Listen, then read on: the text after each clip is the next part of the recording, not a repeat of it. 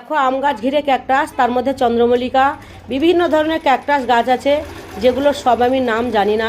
এটা হচ্ছে গাঁদা গাছ, আর এটা হচ্ছে মানি প্ল্যান্ট। কত মানি প্ল্যান্ট হয়েছে, খুব সুন্দর লাগছে দেখতে।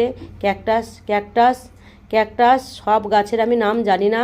এটা রঙ্গন গাছ, এটা ঝিঙে, বেগুন, পেঁপে, বারোমেশি আম গাছ। চৌবাচ্চায় মাছ ফেলা আছে, তার মধ্যে পানারি দেওয়া আছে, মাছটা ভালো থাকবে বলে কত সুন্দর হয়েছে। তা বেগুন গাছ, বেগুন ধরেনি, আমার কর্তামশাই লাগিয়েছে, ফুল ফুটেছে। তার মধ্যে শাকসবজি আছে, শাকসবজির মধ্যে পালং শাক, লাল শাক, লাফা শাক, লঙ্কা, বেগুন, কফি।